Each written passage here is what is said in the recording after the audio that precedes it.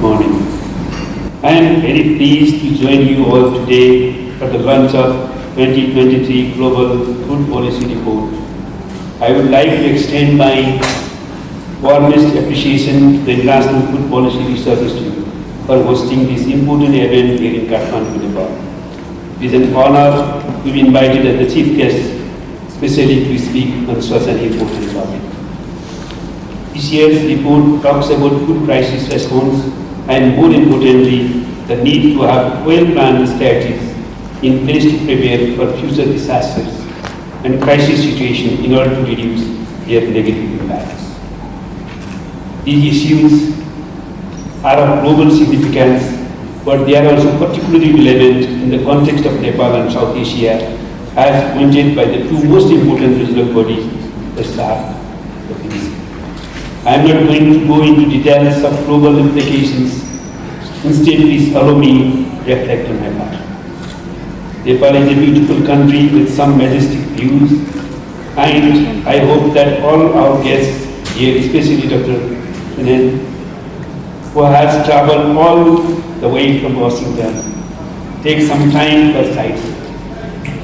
However, while they make for some amazing views, unfortunately, Nepal's topography, combined with diverse geological, climatic, and seismic activities, along with a host of other natural and man-made factors, also make Nepal highly prone to calamities.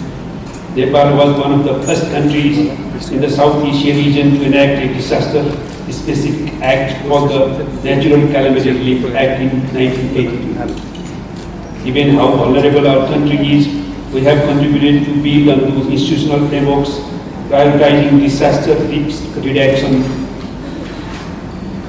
and transitioning from a reactive to proactive approach.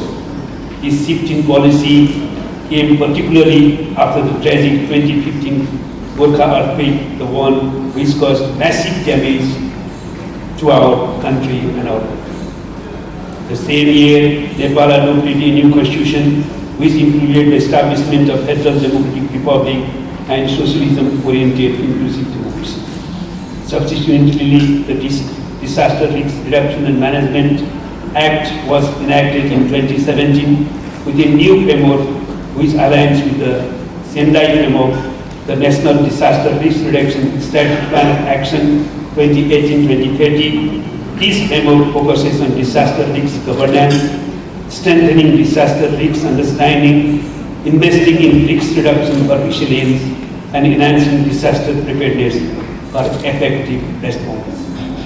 The political transformation of Nepal also enabled the creation of disaster management committees at all federal, provincial, and local levels, with policymakers and stakeholders at all levels come together to prioritize stronger disaster risk management.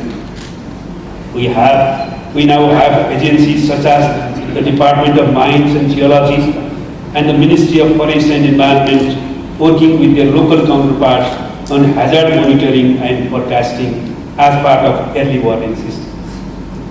Climate change is one of the major causes of the disasters confronted by Nepal, and it has also exacerbated the threats to our food system and food security.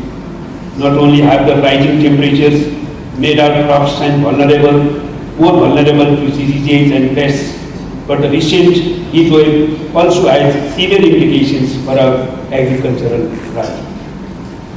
Nepal's rising food crisis not only highlights the economic and social disparities, but also has led to change in behavior patterns, such as shifting to cheaper and less nutritious foods. Migration has accelerated and because of global uncertainties and heavy dependence on agricultural imports, Nepal's vulnerabilities to shocks have increased in recent years. To tackle these emerging challenges, Nepal government has been actively participating in various international initiatives to mitigate the impacts of climate change, promote sustainable development, and implement adaptation measures.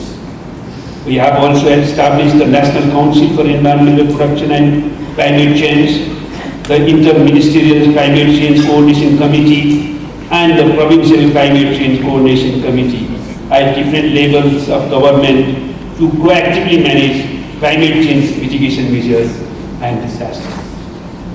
In tandem with these steps, the government of Nepal is also taking stock of the multi-dimensional vulnerability in the country that takes account of formation and impact magnitudes of disaster risks. Under the DRR Plan of Action, we are considering and incorporating ways to address our social vulnerabilities like gender, ethnicity, and employment attributes, as well as physical vulnerabilities like the safety of our hydropower facilities in volatile zones and the need for seismic resilient constructions and trained building engineers.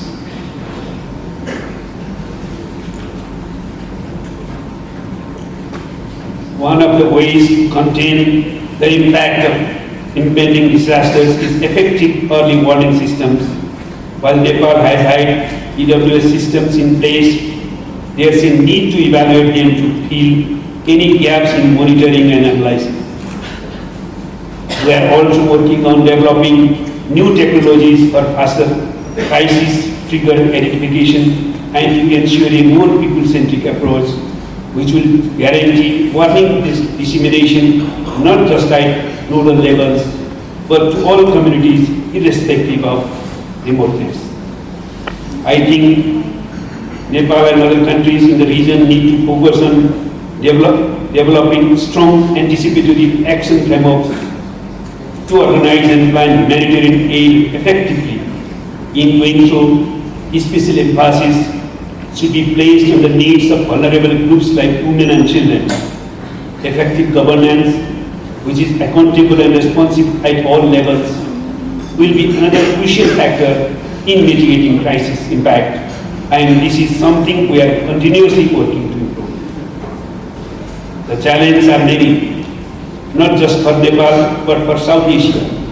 However, as a region that has seen so much adversity and yet continued to forge ahead and grow, there is also immense potential. I therefore request the esteemed guests from BIMSTEC and SAARC and my colleagues from the Nepal government who are here today to analyze this report, to participate in the upcoming discussions and to recommend the best methods and approaches for TRR in your next plan of action.